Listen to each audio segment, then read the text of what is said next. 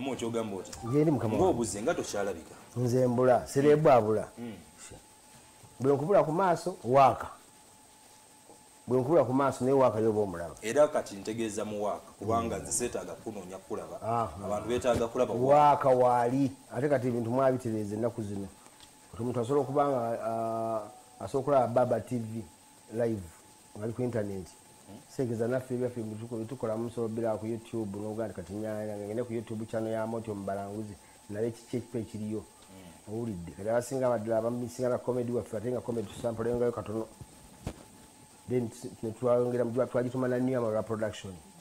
twagijja mu erinnya erya Amalula Family nefuka New Amalula Production ensonga emu kuleta ekipya nti katuno bakola comedy tugattako ne music ne music yenyini era olanga wa comedy omuntu bwalaba ku video oluyimba aseka awo nyino njagala okubuuliza Amoti okuva Padde Bitama bwe yafa Amoti comedy alinganga eyakende yanaddayo ate nnyo mu music Padde Bitama yali awandiika skits ze mwali mukola nti tokyalina kapya mu comedy oba ebipya tulina bingi era nga kati ebiseera ku TV tukyateekako comedy kuba Padde yafa comedy n'ava ku TV kati esawa zino tulina comedy gwe tushootinga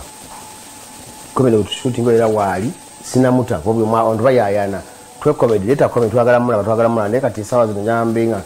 TV mutera ku TV eri professional eri respecting tuli recognizing etwagaliza so era mbanga tono nyote bwewunya nga comedy tumufulumiza ku Baba TV baba abantu basigale bakola kikubanga ekintu fe twakitandika mu Uganda fe tumanje kiraga ne bikigwera so oli mubabyogera bweru jempisa ne mbawulira nti wali otambulira ku Padde Bitama era ensonga laki wagwa mu comedy byandibe bituufu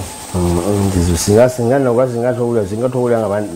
omuntu abaye gwa tubakulanga nakulanga naye ogenda okulira ku TV gyogendako ogenda okulaba Amoti gyali omuntu amala abavuze emotoka yali mu kuzunga neyo mbyala okulanga Amoti gyali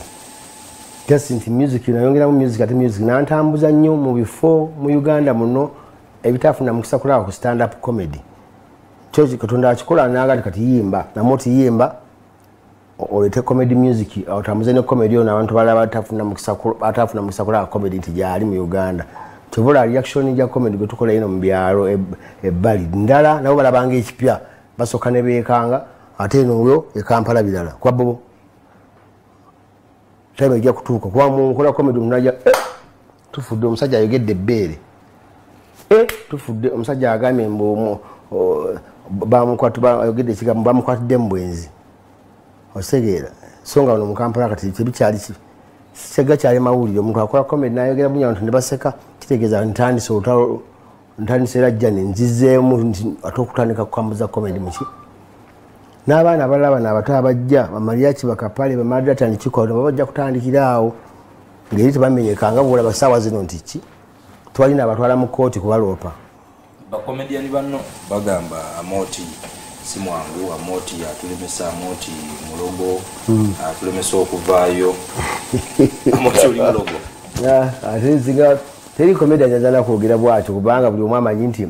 ekintu kiwatandika ate bonna bemdosinze bembracinze bayise n'abantu abalali batamanyi nti balifuuka abacomedians babamanyi kati ani yali amanyi nti kati sawa zino kati ne Kapeera asobola okubeera ku stage n'ayogera bulungi n'asanyusa abantu naye waali kerekere abo Bakapere bw'osobola kuba bwe bakutya naye baneeno abasigadde mwali nabo eri mu amalole enkadde obalemesa tewali esawa zino mpujja ng'omuntu yagwa bugwi nga just nti oba time neetuuka nga Amoti abadde akukwatiridde paka ekiseera kitula nti oba tolina discipline n'akuta nowezuula bwezuzi noga nti comedy nali mwesibe lwa Amoti nina kubanga njo kyaki matafaali era kibula nti omuntu otuuka nowezuula nti ekintu bwekyesiba mutoloza nti buli ayimba kati muyimbe leero abali abayimbi bali omuyimbi omulaba nti ekintu akibeeramu n'akiwangaaliramu Bebe Cool Chameleone Bobi Wine balina abayimbi batandika nabo bayimbanga nawe edda nga babivamu ng'era omusanga ali mu KCCA agula geeti omulala n'omusanga ali matafali mali muchapati naga omuziki nakkiriza oyina akagambo koyogedde nti discipline oba tayinanga ekintu akivaamu mu kibiina kyammwe mu discipline gikulembezebwa twetumanya abalaba